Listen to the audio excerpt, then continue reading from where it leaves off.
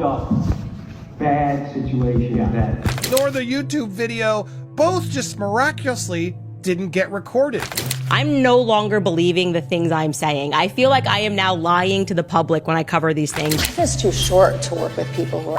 Attorneys for the actress are revealing that they've hired former CIA Deputy Chief of Staff Nick Shapiro. And we have obtained the audio of hotshot Ari Emanuel of WME.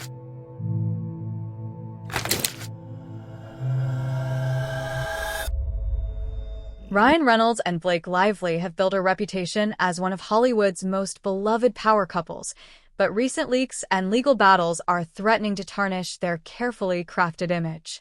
Their ongoing feud with It Ends With Us co-star Justin Baldoni has taken a shocking turn, with leaked recordings, failed legal strategies, and resurfaced allegations painting an increasingly chaotic picture. As more information comes to light, it seems Lively and Reynolds are scrambling to control the narrative. One of the biggest bombshells in this controversy involves Hollywood super agent Ari Emanuel, CEO of WME and representative of Lively and Reynolds. Emanuel appeared on the Freakonomics podcast, where he defended Lively and mocked Baldoni, referring to him as baloney. However, when the episode was supposed to air, it mysteriously failed to record. Both the audio and video were missing. On February 13th, Ari Emanuel was a guest on the Freakonomics Radio Live podcast, where he made headlines for calling Justin Baldoni Justin Baloney. The situation became even more suspicious when a journalist leaked an audio recording of the interview, revealing that Emanuel admitted to firing Baldoni under pressure from Lively and Reynolds. The fact that this was the only episode in Freakonomics history to accidentally not be recorded has led many to question whether this was an intentional cover-up to protect Hollywood's elite. In addition to the audio failures we had earlier, there was another, even bigger failure. The show had not been recorded, she says. And I didn't understand. I asked her to repeat herself. She said, they didn't record the show. And I still didn't quite understand. I mean, I've been recording stuff for many years now. I was a musician and I used to work in all kinds of studios. This show now for 15 years, we've recorded thousands of studio and live interviews, many other things. And not once have the people responsible for recording just failed to record it. But tonight, that's apparently what happened. I am pretty sure we did do a live show with Ari Emanuel and RJ Cutler and Just happened. The one show that could land a powerful WME executive in hot water just so happens to be the only show in your entire career that the recording equipment mysteriously malfunctioned. What a coincidence. Take it as you will. Adding to the couple's growing list of controversies, an old talk show clip has resurfaced showing Reynolds making an inappropriate joke about sexual assault. The timing of the joke's reemergence, amid his and Lively's ongoing legal battle, has only intensified backlash, with many questioning his sense of humor in light of the serious allegations circulating online. Yeah, chivalry and, workplace sexual assault. Yeah. I want you to listen to Ryan Reynolds explain to an audience on national television in detail how he sexually assaulted, harassed, whatever you want to call it, Olivia Wilde. So in the scene, she's sitting there and I take her top off, I take her bra off, and she has these those pasties on. Right. But she's drawing these adorable little smiley faces on. And I forget every line in the scene. Not just from this movie, from every other movie I've done. And I don't really know I'm sort of going, I'm nervous, I'm blithering on about nothing. And at some point in the scene, she takes my hands and puts them on her breasts. So they're there, palms are a little sweaty, don't know what's happening.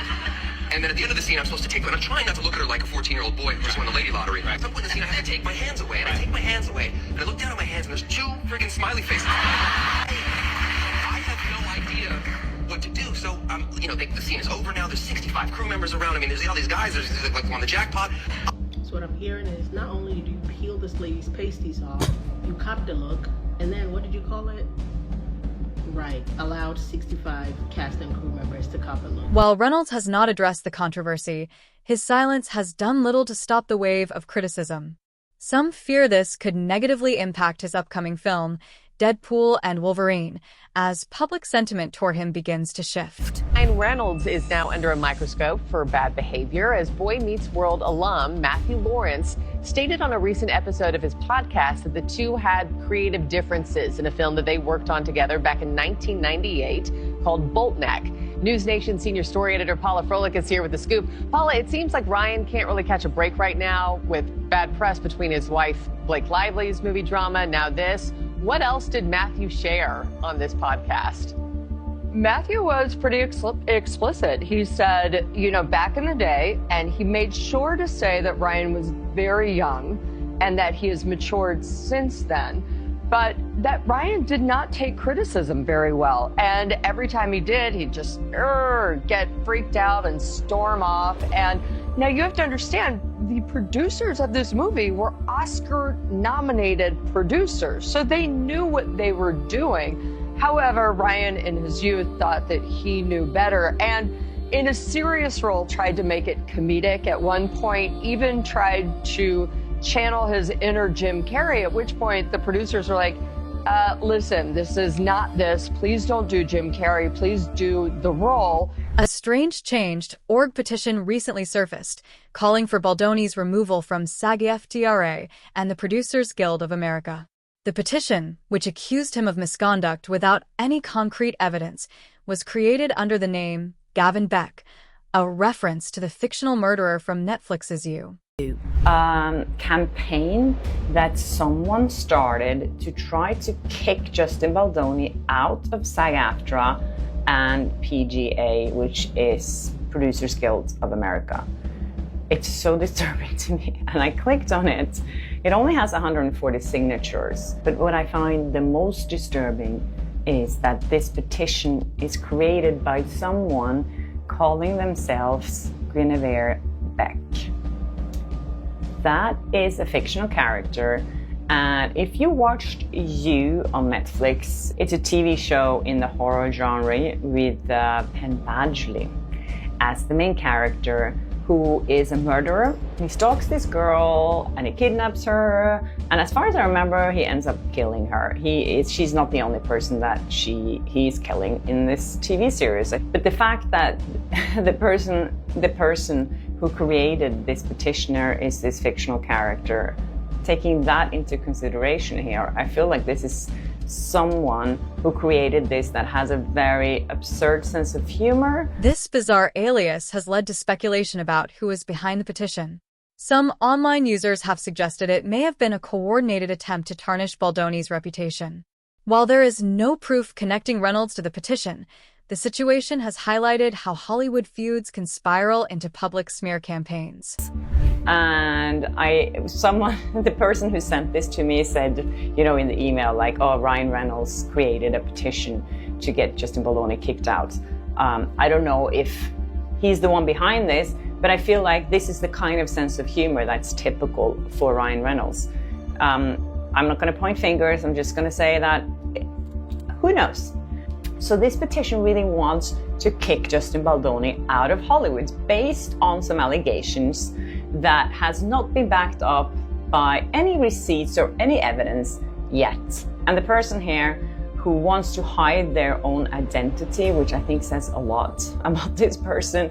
Like, why can't you stand up for something about something? If you want to ruin someone's life and career, you can't put your name on it. The person saying that, as a concerned member of the entertainment industry, it deeply saddens and angers me to witness no substantial action against abusers in our industry. The case of Justin Baldoni is a disappointing example, who, despite being accused of SH, a co-star Blake Lively in the workplace, still holds membership in both the Directors Guild of America and Screen Actors Guild.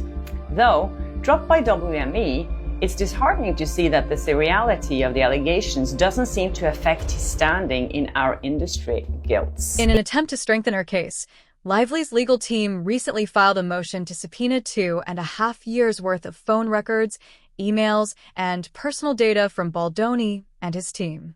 However, the judge denied the request, siding with Baldoni's lawyer, Brian Friedman, who argued that Lively was not the FBI and had no right to such a broad search in a civil lawsuit. right. Anyways, this morning the news broke also that Blake Lively, who wanted to subpoena everyone on Justin Baldoni's team, basically 2.5 years back of phone records and emails and everything, that was denied by the judge, which is a good thing, you know, as Brian Friedman, Justin Baldoni's lawyer, kept saying in the media, like, Blake Lively is not the FBI, and this is not a criminal case. So yeah, so he denied that. So now they're going to try again probably and but they need to like narrow it down. I don't see any reason why they should have 2.5 years worth of records from everyone, from like dentist appointments to, you know, doctors to shrinks, you know, all these things that they, you know, had nothing to do with this. And as they're saying themselves in the lawsuit, this alleged smear campaign didn't start until this summer. So why do they have to look back 2.5 years? Legal experts say this ruling weakens Lively's position, signaling that the court is not convinced by her claims. Without hard evidence, this denial also raises concerns about whether Lively's team has been trying to overreach in their attempts to build a case against Baldoni. Blake Lively has lost almost 900,000 followers since the Baldoni It Ends With Us drama. Meanwhile, he's gained over 230,000. But wait, I thought this was all because of bots in a retaliation campaign. Here's the problem with that argument. Bots don't unfollow people. If it had actually used bot farms, they wouldn't be making her followers disappear. That's real people hitting the unfollow button. Bots might boost negative engagement, more comments, more views on bad press, but they don't erase nearly 1 million followers. That kind of drop, that's organic. Meanwhile, Baldoni gained 230,000 followers. If this was some bot operation, wouldn't those same bots be following him too? Instead, people left her page voluntarily. Bottom line, if Lively's team keeps blaming bots, they're gonna have to explain how AI suddenly developed self-awareness and decided it was over Blake Lively, and so it unfollowed itself. I don't know. Does this have any effect on her lawsuit against Baldoni? I still don't understand the retaliation campaign claim. As the controversy continues, former colleagues of Lively have begun speaking out about their experiences working with her.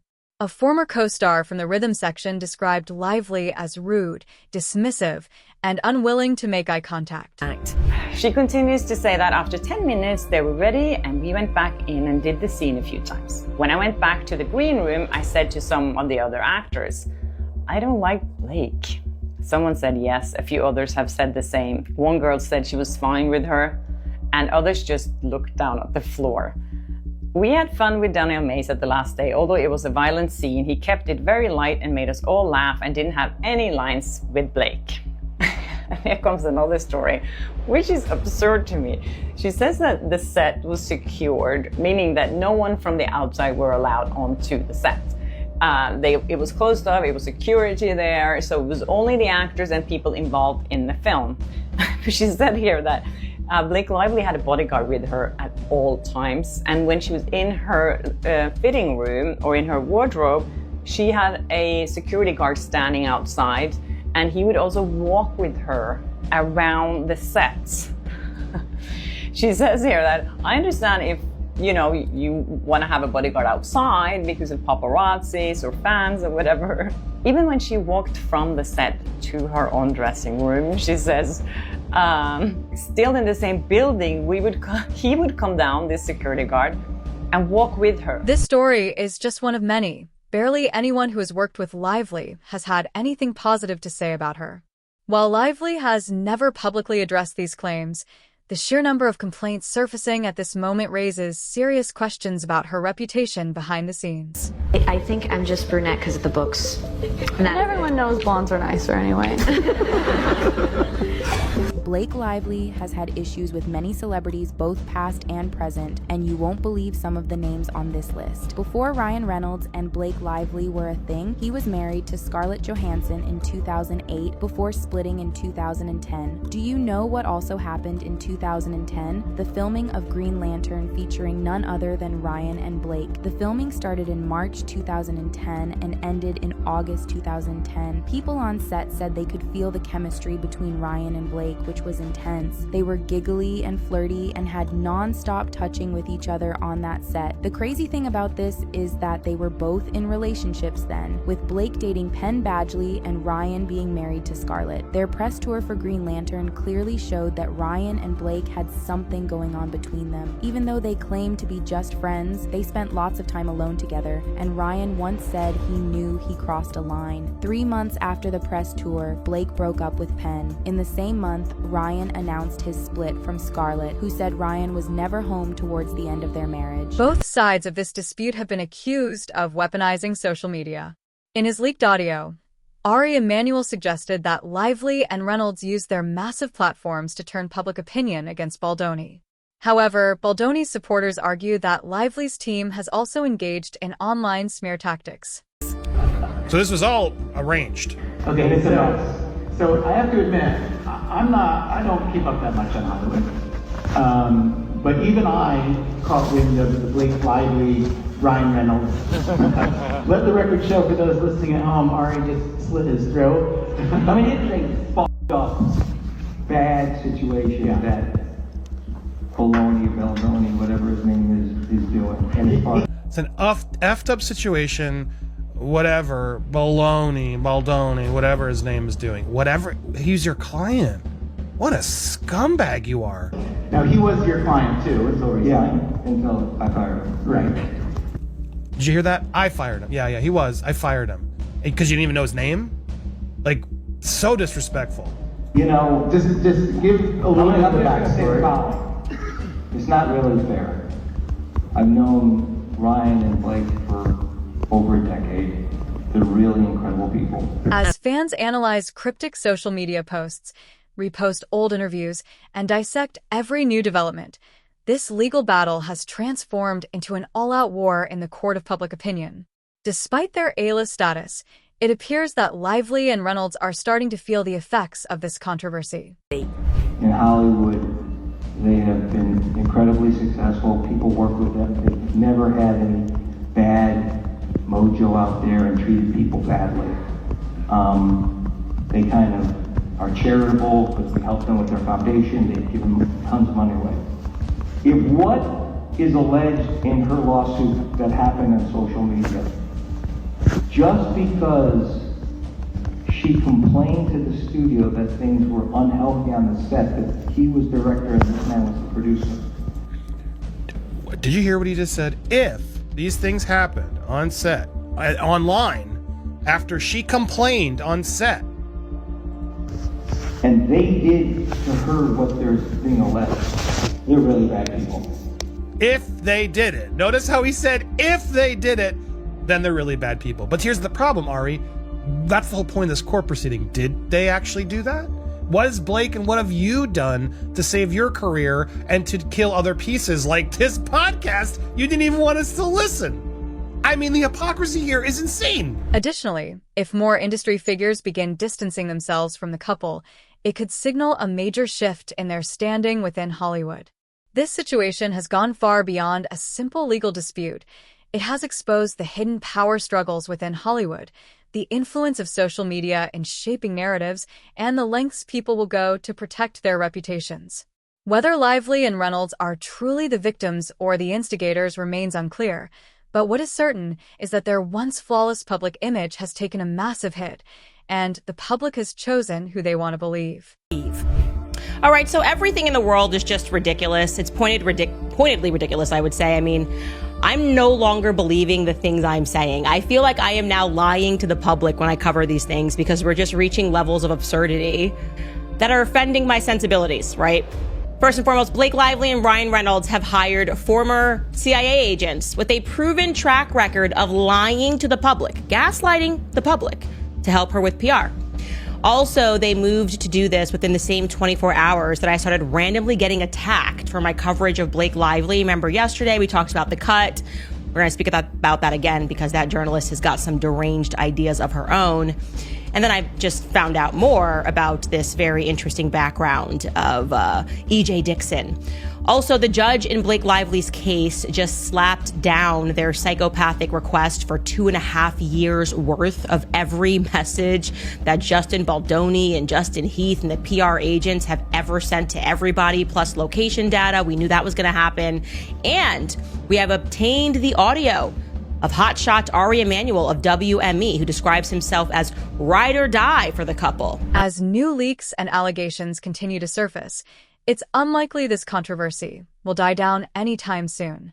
Lively and Reynolds have yet to issue any direct statements addressing the latest developments, but with the pressure mounting, it seems inevitable that they will have to respond soon.